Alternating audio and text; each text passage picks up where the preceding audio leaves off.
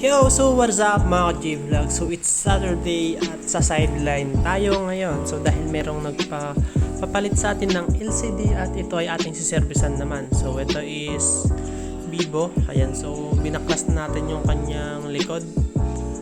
At hindi natin matanggal yung screw. So ito pala is binabaklas yung kanyang back cover. Then tatanggalin yung kanyang mga screw dun sa likod niya. Ayan, so tinanggal natin lahat. So ito is tatanggalin ko na yung kanyang battery. So madami tayong natutunan ng mga bagong tricks. So ayan, so ito is diadaan natin sa pangtanggal niya ng glue para hindi mayupi-yupi yung kanyang battery. So mapakita ko diyan na maayos na tanggal yung kanyang battery diyan. So ayan, ini-engineer ko siya ng pampatanggal ng dikit para hindi siya yung ayan. So di ba flat na flat siya. Ayan, so maayos yung pagkatanggal natin. So yan ay sama kong natanggal yung sa baba niya, pero binalik ko din agad. So dito is tatanggalin natin yung LCD kasi kukuha tayo ng part ng LCD sa ating tropa din sa Bani. So ayan, so dito tayo sa Bani. Ayan guys, so ito yung master natin, si Master Loreto. So sa location nila is sa Bani. Hanapin nyo lang yung pwesto niya guys, Loreto. So andun, tanong nyo na lang yung pangalan niya. So ito, napalitan natin yung LCD at naikabit na natin. Ayan, so okay na lahat. Chinek ko naman lahat.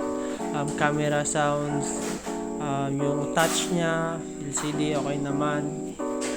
Ayan, so testing ko muna guys lahat bago ko nire-release. So sa mga iba pa lang nagpapayos, make sure na sabihin nyo lahat ng issue niya.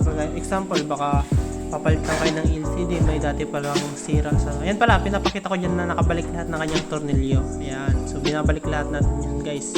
Kung anong tiyanggal mo yun ang ibalik mo. So ganun dapat. So ito, okay na siya. Ayan, so all goods na. At chat ko na lang si Chumar or si client about sa kanyang cellphone na okay na. So iniiwan nila kasi sa akin yung cellphone para ayusin ko. So ganun lang guys. So safe na safe naman sa akin yan. So magpapayos, pay nila ako guys or punta kayo sa Bani doon kay Loreto. So thank you for watching.